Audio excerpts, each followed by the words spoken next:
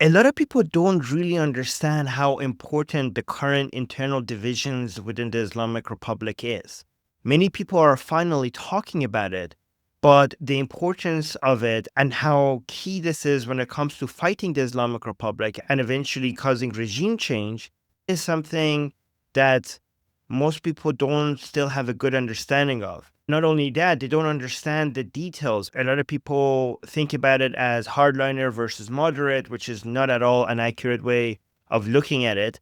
I will explain to you in more detail one of the more important divisions that are happening right now, which is not the only one, but this is the one that matters the most right now. And I will also show you some examples and evidence that this division is happening. With a much deeper understanding of this division, we will be in a position to take full advantage of it against the Islamic Republic. One person that seems to understand this better than most people is Marco Rubio. The best way to understand Iran is you have a political class. Now, I think, look, people talk about moderates and hardliners. They're all hardliners in Iran. But there are hardliners who understand they have to run a country and an economy, and there are hardliners that are completely motivated by theology. The hardliners that are motivated by theology are not just the IRGC officials, but obviously the supreme leader and the council that surrounds him. That's a much better categorization than what most people say, which is a hardliner versus moderate. I want to go into even more detail so you have a much better understanding of what's happening. And to do that, instead of just making a claim, I'll tell you what the evidence is that this is actually happening. When President Trump came out and highlighted the division within the Islamic Republic among the people who are the most influential right now, the Islamic Republic, as I predicted, wanted to come out and challenge that narrative and to show that they're not divided at all. By the way, we already predicted that this division would happen before it happened. And then now finally people are talking about it. And I also predicted exactly how the Islamic Republic is going to respond once more people highlight the division. And now that's happening as well. So one of the first things that the Islamic Republic did is they got the three heads of the different branches of the government, Pezeshkian, Ghalibaf, and Ejei, to come out and post the same message saying that we are united. Basically, it was the copy-paste message that they all put out at the same time, trying to show there is no division within the Islamic Republic. Another thing that they did was that some of the chants of the pro-regime street protesters ended up being about unity and how there's no division among them.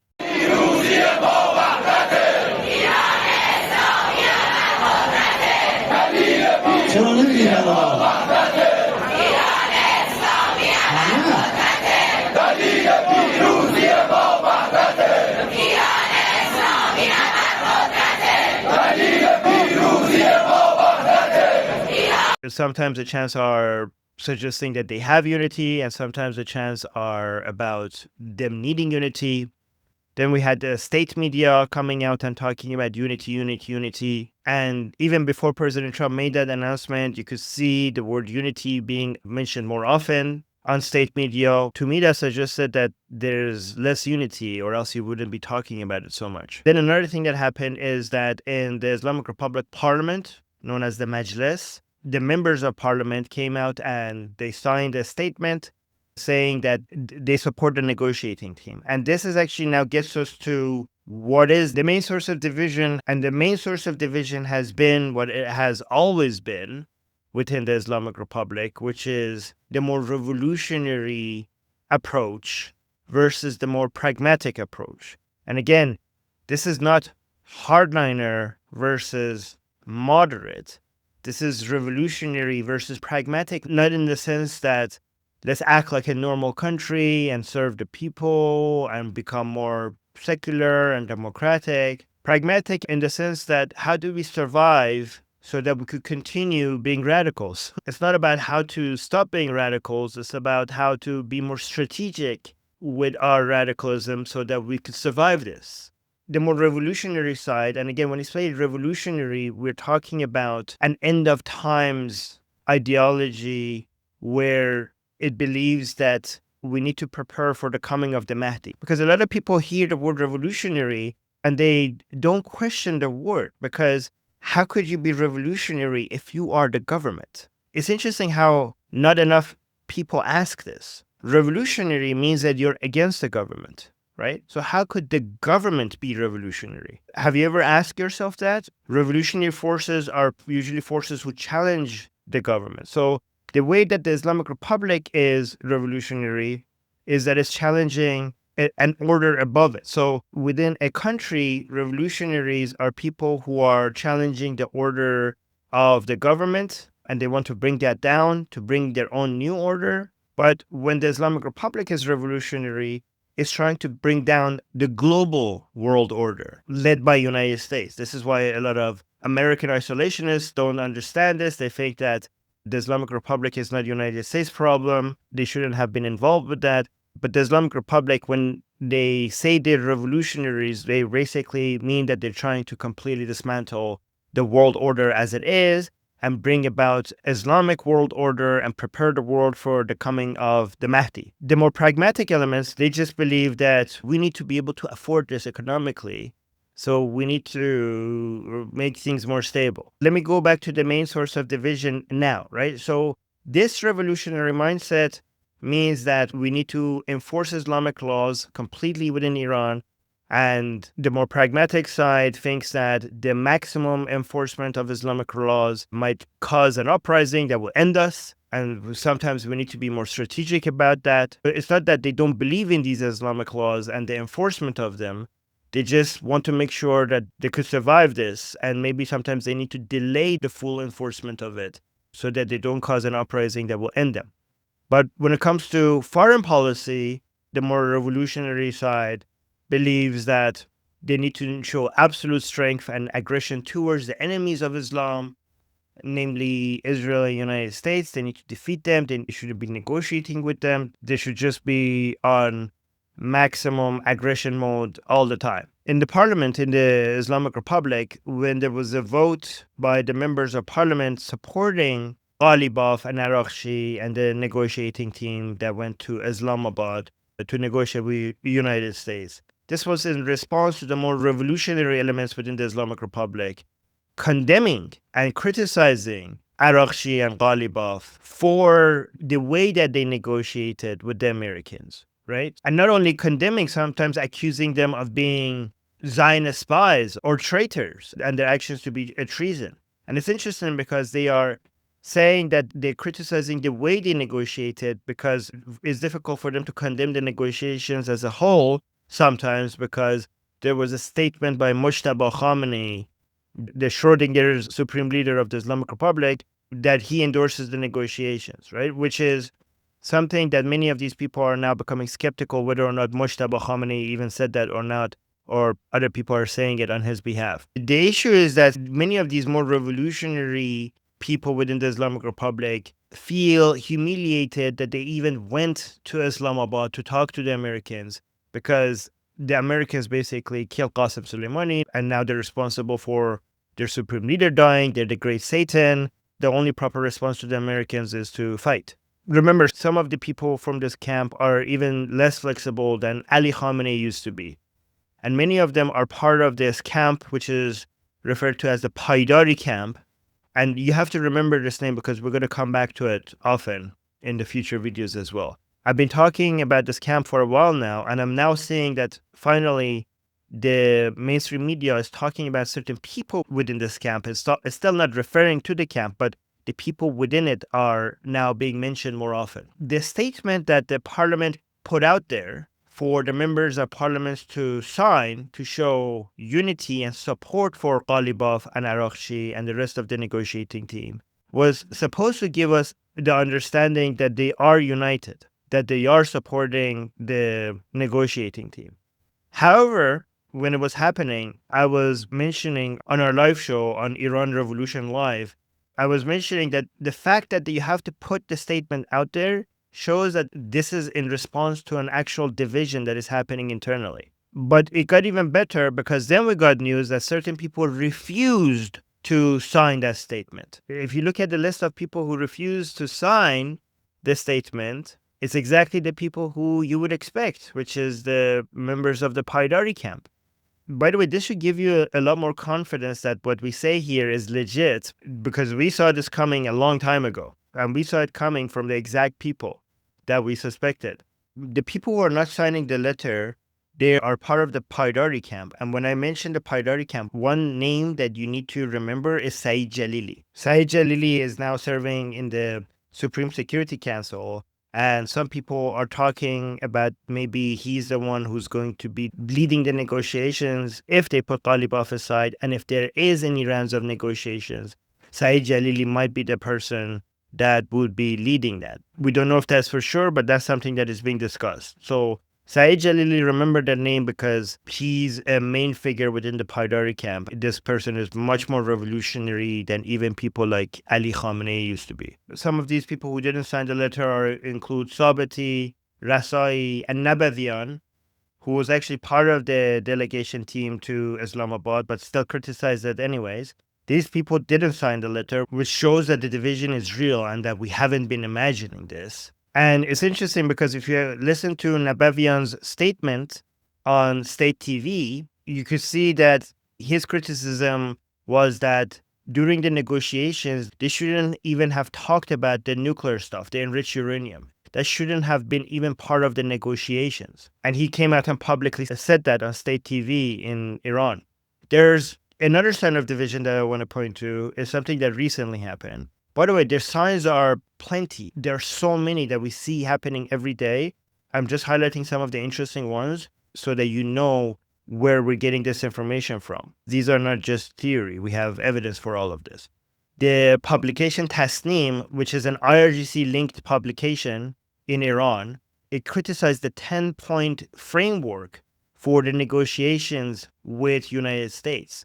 The reason why that is significant is because that 10-point framework was said to be by Mujtaba Khamenei, and Tasnim criticized it and referred to it as magic beans. It's important to understand that different publications like Fars is IRGC linked, Tasnim is IRGC linked, but each one of them represents different camps within IRGC. So by Tasnim coming out and calling the 10-point framework delusional, it means that Tasnim is now demonstrating that it's in favor of being more flexible towards the United States, being a bit more flexible during the negotiations. Because the point they had against the 10-point framework is that it was something that the Americans would never agree to. It's important to realize how big of a division this is, that we have now IRGC-linked media coming out and openly mocking the officially approved red lines by Mujtaba Khamenei. Remember, some of the 10 points include United States removing all sanctions, allowing the Islamic Republic to have complete control of the Strait of Hormuz forever, allowing the Islamic Republic to enrich uranium and keep its enriched uranium, and long-term guarantees from the United States that they will never fight them again. It also included the United States just leaving the region entirely. So that is magic beans level delusion. Like, they're right about that. But it is crazy to see them mocking this framework. They didn't mock the supreme leader, but they mocked this framework, this 10-point framework. And the framework has been something that, at least the claim is that this is by Mujtaba Khamenei. So in response to Tasnim's attack on this 10-point framework, pro-regime Iranians who are aligned with the Paidari camp and Saeed Jalili again, they came to Tasnim's headquarters in Tehran, and they covered Tasnim's headquarters with graffiti, openly showing all of us the internal divisions within the regime right now. It's interesting to look at some of these signs and the graffiti, because that will give you a lot of information for what the division is about. So if you look at the graffiti, it says, Milak Wahdat Shikani Tohid Ber Shart Rahbari. So that's basically saying that whoever insults the supreme leader is breaking the unity. And it's interesting that they say that is because both sides are accusing the other side of breaking the unity, because there's a call out for unity right now. And instead of the call out for unity making these people not attack each other, they're accusing each other of being responsible for breaking the unity. And the second line is very interesting because it says, Lubyay Sehramiz Tawahum equals Tawahum Muzakere, which means that you are the guys who are being delusional, because it says that the magic beans equals the delusion of negotiations. So that means that we're not being delusional with this 10-point framework. You are being delusional for thinking that there is a chance that we could negotiate with the Americans. So the magic beans are not the 10-point plan. The magic beans are the delusion of negotiations. And then let's look at the sign that they were holding. So you can see that they keep talking about magic beans, and the magic beans are referring to tasnim. This sign also is saying لوبیای سحرآمیز وقاحت برخی از مسئولین شروط دهگانه رهبری. So the magic beans are the rudeness or the audacity of some of the officials. It's not the 10-point conditions of the supreme leader. Guys, I hope you understand how significant this is, because this is not a division between people who are aligned with the supreme leader and IRGC versus some people that we historically wrongly refer to as moderates or reformers like Rouhani and Zarif. This is revolutionary versus some other group people who were used to be considered within the revolutionary camp, but now they're being seen as closer to the pragmatic side. And the reason why some of these more revolutionary segments, like even Tasnim, that is considered to be IRGC aligned, is being seen by these other more revolutionary people as betraying the ideals of the revolution, is because more parts of the regime is realizing that this is not sustainable, that the blockade is unbearable, and everything is going to collapse if the blockade continues. This also shows that President Trump is right when he posted this. He said, Iran has just informed us that they are in a state of collapse. They want us to open the Hormuz Strait as soon as possible as they try to figure out their leadership situation, which I believe they will be able to do. Thank you for your attention to this matter, President Donald J. Trump. It's interesting because a lot of Western media suggests that the Islamic Republic has the upper hand, but everything that we're seeing from the Islamic Republic itself, the way, not what they say, but the way that they're behaving and the internal division, shows that more traditionally revolutionary parts of the Islamic Republic are acting more like the pragmatic parts of the Islamic Republic, because they are coming to the understanding that everything might collapse soon if we keep going this way. And the people who are remaining full on 100% revolutionary are the people from the Paidari camp and people who are loyal to that line of thinking. And you could see that from the behavior. And I want to show you this video of this woman from the street protests within Iran, the pro-regime street protests within Iran right now, because what this woman says here is actually a good reflection of what so many of these regime supporters are feeling and how they think like the negotiating team and the more pragmatic elements right now within the regime are betraying them. So I'm going to actually translate it myself because the English translation here given is not very accurate.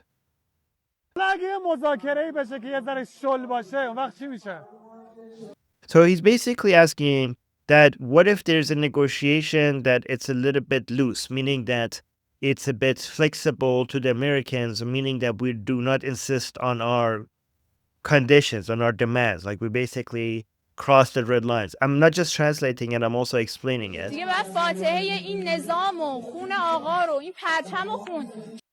So she's saying if that happens, we should say goodbye, basically. We should basically consider the regime, the flag, and the blood of Ali Khamenei. We should say goodbye to all of that. We should basically, meaning that it's the end of the Islamic Republic. That's what she's saying. حالا به قول شما ماسمالی بشه همین مردم پشت همه رو خالی میکنن سرخورده میشی و معلوم نیست چه اتفاقی بیفته. She's saying that if the negotiations happen in the way that you say, all of these people, and by people she means the minority pro-regime people, she's saying these people, the very same people here, they will stop supporting the regime. They will stop supporting everybody, meaning that they will stop supporting the Islamic Republic. They will stop supporting the regime. یه چیزی فراتر از 18 19 دقیقه قطعا اتفاق میفته که دیگه خدا فکر کنم رو شما برگرده. And she says we will be disappointed, we will be demoralized, we will lose our motivation, and it's not clear what will happen after that. So this is incredible. She's saying that something greater than what happened in early January